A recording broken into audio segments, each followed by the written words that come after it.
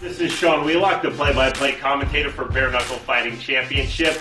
Be sure and check out CombatInsiders.com. It's home to Knucklepedia, the only online fighter database for bare knuckle fighting. That's CombatInsiders.com.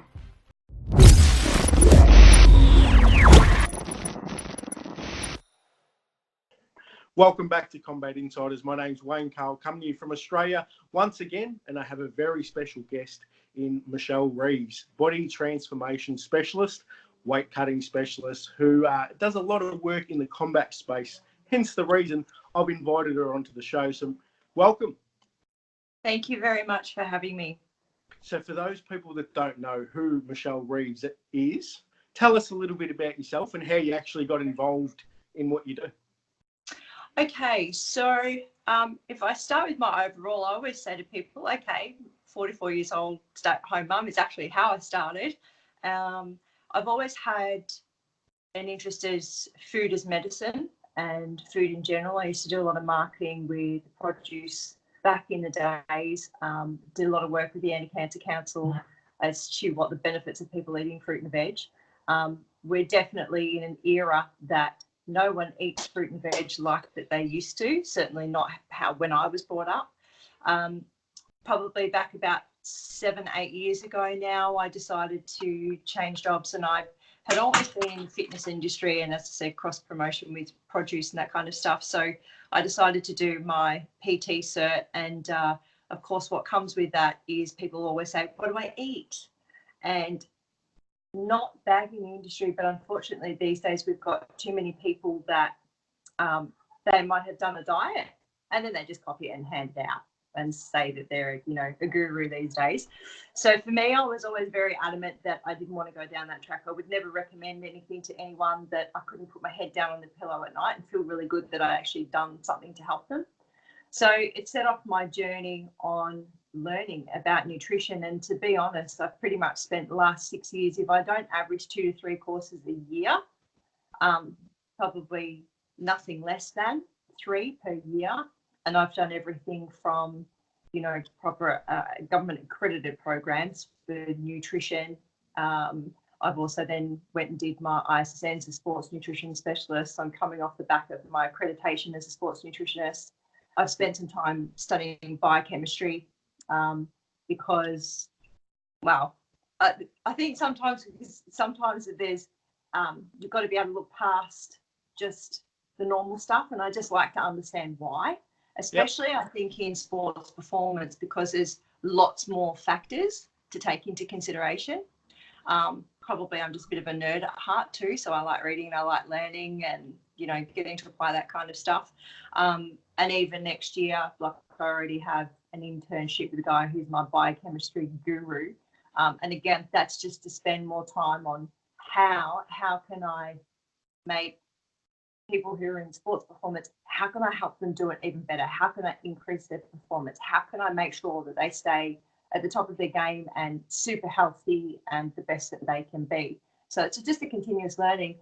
And in terms of how I got into the fight side of it, was obviously I was looking after a lot of general population people. So I'm looking after a lot of corporate, mums, dads, younger people, everything from people who I've had 140, 150 kilos, obviously wanting to change their life, right through to somebody who needs to lose that last 5 kilos that makes them feel comfortable and feel good. But my son's an amateur MMA fighter. So that's kind of how it all started. And so that was the lead in, obviously, for those that don't know, Corey Reeves, obviously. Is that how you got into that combat space? It is, because I remember watching one of his fights, and he started out boxing, and then he went to kickboxing, and then he went to MMA. And I remember watching in one of his boxing fights, and it was actually the lightest weight that he had to make for this particular one. And he had eaten a whole heap of food. He hadn't sort of spoken to me about it, but kind of did what a lot of people do. They're like, okay, I've weighed in, so now I can go eat whatever. And he actually ate quite a bit of lollies and probably a little bit too much sugar. And there wasn't a great space of time in between we had to fight, but he kind of got a bit of a dump from it, like between the adrenaline and everything else. This kid never gasses out. Like he just doesn't. He has an incredible tank just to keep going. And I looked at him and I went, wow, I haven't seen that before.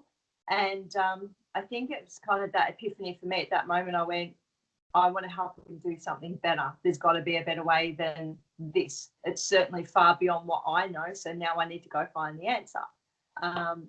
So which led me, of course, to get on Google. And I was kind of just looking around who does weight cutting, who teaches, who does what. And, of course, I come across George Lockhart, and I read an article that he'd written, and he was talking about very specific glycogen replenishment to make sure for performance for this and that. And I read the article and I went, I want to know what he knows. So and he's become one of your mentors. What's the biggest thing or biggest lesson that he's taught you? Gee, you know, George and I have had many conversations over the years, like the last few years. I'd probably say that out of all of it, because we talk about nutrition a lot. I think when it comes to the fighters and coming to the weight cutting thing, believe it or not, the thing he's taught me the most is you've got to back yourself. You've got to know what you know, and you've got to know where to draw the line, and to be very clear on where that line actually stands. And don't be afraid to say no to people. Like, yep. You know, people come to you, you want to help them. I want to help everybody. But sometimes there's been a line where I've kind of gone, you know what?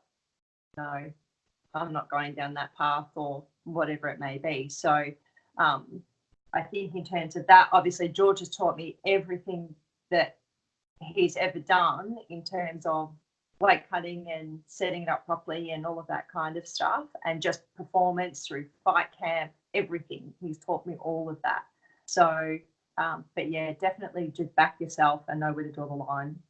Who are some of the fighters that you're either currently working with or who you have worked that everyone will know of? Obviously, probably the number one that most people would know would be Jimmy Crute. So he's in the UFC now. So I started looking after Jimmy before he was in the UFC, when he was still fighting at Hex. Yep. And then with him, when of course he went over to fight for that series, and then he got his contract, and then he fought Adelaide, and then he fought Melbourne, and then he's just come back from Vancouver. So I've been blessed enough to be able to look after him virtually for probably nearly 2.5 years now. Yep.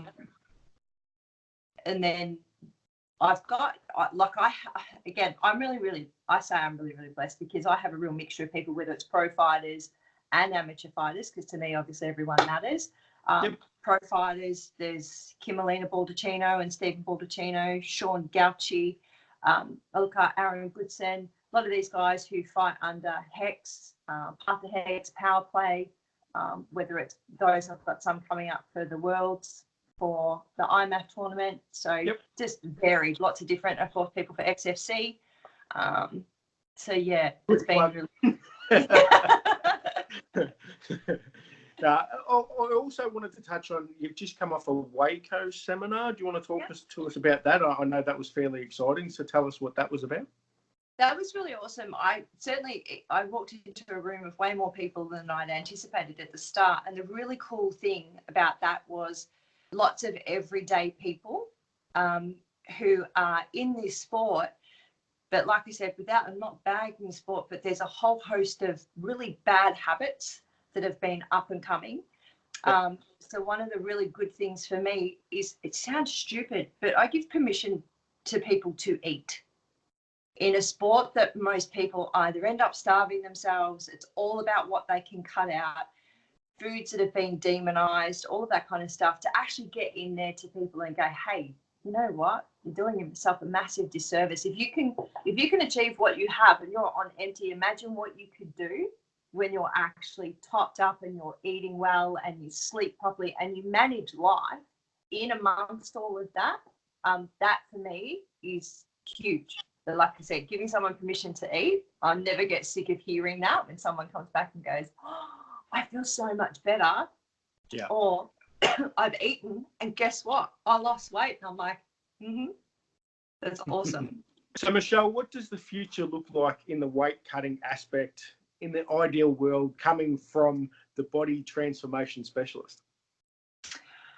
To be honest, I think, look, I mean, obviously there's so much talk around weight cutting, and everybody certainly got their opinion on it. For me, anybody that comes to me and they talk to me about their up and coming fights and things like that, I like to get people to the closest point that I possibly can, obviously within their time frame too that they've given me. For the guys that come in and they go, I've got 4 weeks to go and I've got 10 kilos, probably mum mode comes out and I give them a bit of grief. And I say to them, okay, we'll do this, but you're staying with me afterwards because then we're going to fix what we've just done because I want you in a good place, in a healthy place. And that's, for me, it's about education moving forward, that people need to stop treating, I suppose, their, fight camp like it's a thing that just pops up. And if they manage their overall lifestyle and their food intake a lot better, then you would probably see less weight cutting and certainly some of the less extreme weight cutting that actually goes on. Yeah, we've seen all those horror stories. So percentage-wise, not kilo, because that's different. I mean, a heavyweight can probably come in with 5 kilo, bantamweight 3. It's like for like. So what body percentage do you think leading into your camp do you think that you might want to lose? Is there a percentage that you work with? I can get guys that are coming in sitting at 7%. I can get someone coming in at sitting at 25% body fat. For me, I have a bit of a rule in terms of if I have to cut, and I'll say this to everybody, I don't condone it. I do not put my hand up and go, yep, that's awesome, let's do this. I'll do everything I can to get around them first. Some guys, obviously, if they're down to 5% body fat, that they've got nothing left to give up. Yep. So they're going to do what they're going to do. Outside of that, I kind of have a rule where I go, in terms if I have to cut them, then I try and stick around 7 to 8% at maximum. Okay. And again, it's trying to manipulate and make sure that they are literally in the best place that I can possibly get them first.